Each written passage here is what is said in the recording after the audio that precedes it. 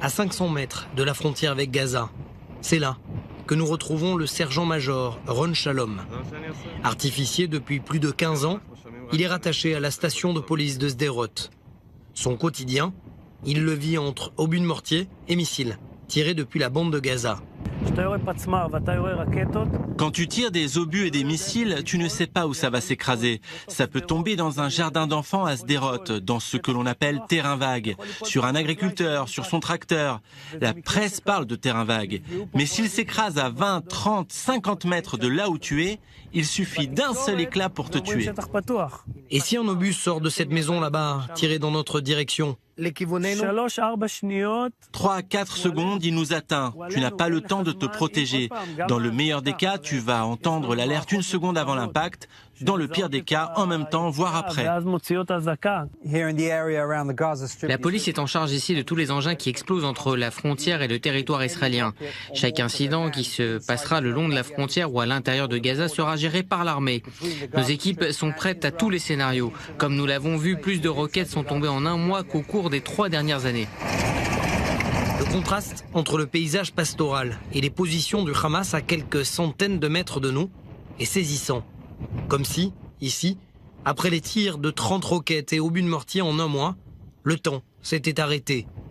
D'un côté, les bergers et les hommes du Hamas, parfois à dos de chameau. De l'autre, des artificiers de la police israélienne qui doivent faire face à des menaces toujours plus concrètes. Les derniers obus tirés seraient de confection iranienne, selon Israël. Pour autant que je puisse en parler, plus l'obus est grand, plus il contient des charges explosives.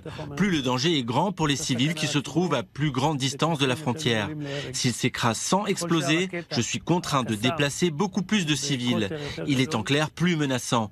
Celui qui possède ces obus de mortier si perfectionnés et qui décide de les tirer, c'est exactement ce qu'il fait. À 3 km de Gaza, dans les rues de Sderot, Ron enfile sa combinaison de protection. Plus de 12 kilos sur les épaules. En temps de guerre, il est contraint en service de porter constamment cet uniforme, censé le protéger contre des engins explosifs et surtout des obus et des missiles qui n'auraient pas explosé en impactant le sol. Lorsque des roquettes n'explosent pas, elles sont toujours aussi dangereuses. Je vous rappelle que 70 ans après la Deuxième Guerre mondiale, il y a toujours des obus qui n'ont pas explosé en Europe. C'est comme une bombe à retardement. On ne sait pas quand la bombe peut exploser si un enfant ne va pas jouer à proximité. Il faut intervenir le plus rapidement possible. Une ville qui a été pensée aussi, malgré elle, pour protéger ses civils. À côté de chaque arrêt d'autobus, un abri antimissile. Dans les centres commerciaux, mais aussi de manière plus surprenante, dans les jardins d'enfants. Ce serpent a été conçu en béton pour permettre aux enfants, comme aux plus grands, de se distraire en toute sécurité. Et pourtant, les habitants n'ont ici que 15 secondes pour trouver des abris.